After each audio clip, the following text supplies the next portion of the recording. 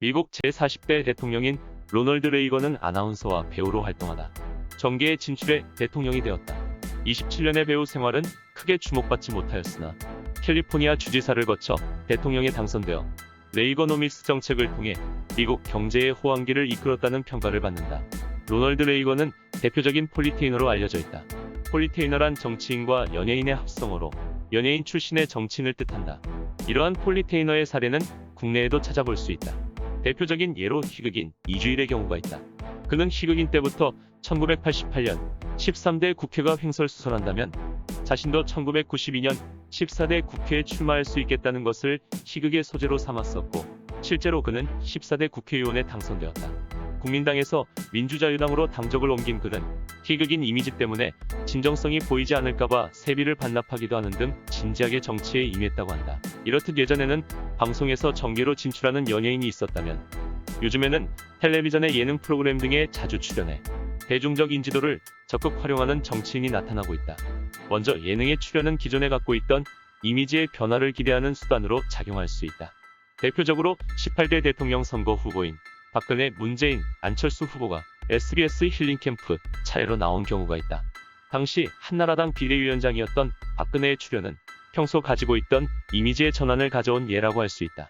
얼음공주라는 별명을 가졌었던 박 위원장은 힐링캠프에 출연해 대통령이었던 부친과 관련된 과거사 이야기와 별명이었던 수첩공주에 대한 이야기를 털어놓았다. 특히 별명인 수첩공주에 관해서는 좋지 않은 의미의 별명임에도 자신은 수첩 없이 못 산다며 긍정적으로 답변하기도 하였다. 또한 자신이 피해자였던 흉기 피격 사건과 정치계 비판 등의 이야기도 풀어놓았다. 박 위원장의 출연을 두고 담당 관계자는 진솔한 것 같으면서도 선이 있는 것 같다고 평하기도 했다. 박 위원장이 진솔함이라는 평가를 받은 것은 얼음공주라는 별명이 있었던 기존의 이미지가 일부 전환된 것이라고 볼 수 있다. 반면 기존의 이미지를 강화하는 효과도 기대할 수 있다.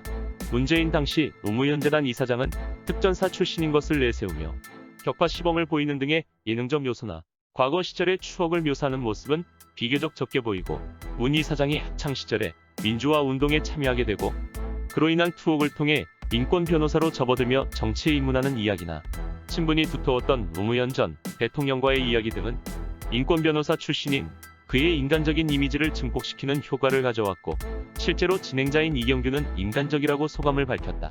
예능은 비정치인이 정치인으로서 나아가는 발판으로 작용하기도 한다.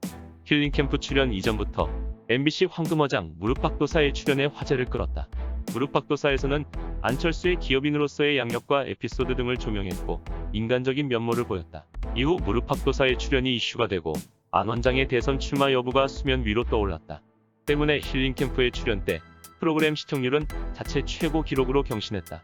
안 원장은 당시 대선 출마설과 자신에 대한 정치권의 평가에 대한 생각을 꺼내놓았으며, 또한 대선 출마 여부에 대해서는 국민의 뜻이 있다면 출마할 수 있다고 간접적으로 언급하기도 하였다.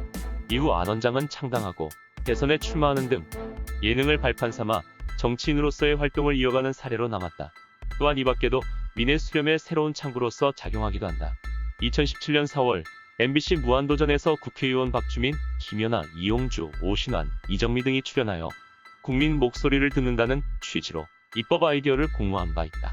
화제성이 높은 예능 프로그램에서 다양한 정당의 국회의원과 유권자를 섭외하여 의견을 듣고 사안을 해결할 방법을 함께 고민했다. 예능 프로그램인 만큼 실제로 입법으로 이어지지는 않았으나 새로운 방식으로 다양한 분야의 의견을 수렴해 의의가 있다는 평가가 있었다. 정치인들에게 끼치는 긍정적인 효과와는 달리 일각에서는 곱게 보지 않는 시선도 있다.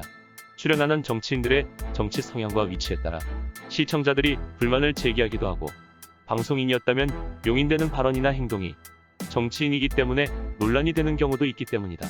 또한 정치인은 정책과 공약 등을 통해 평가받아야 하는데 나쁜 이미지만을 배제하여 실체를 왜곡할 수도 있다는 점도 지적받는 점이다. 선출직 공무원 역시도 공무원인 점을 들어 공무원이 예능 프로그램에 고정 출연하는 건 부당하다는 비판도 있다. 때문에 요즘엔 TV 예능이 아닌 정치인 개인의 유튜브 채널 개설도 늘어나고 있는 추세다. 정리하자면 정치인의 예능 출연은 정책의 홍보나 소통의 또 다른 창구라는 점에서 분명 장점이다. 또한 정치인이 아닌 사람이 정치인으로서 나아가는 발판의 역할을 한다고도 할 수 있으며 다수의 의견 수렴에 있어 또 다른 방법 중 하나라고 할 수 있다. 그러나 정치인은 정책을 통해 평가받아야 하는데 예능과 방송의 잦은 출연은 자칫 대중적 인지도 상승만을 노리는 정치인들에게 악용되어 겉만 번지르르한 정치인을 양산하는 결과를 불러올 수 있다.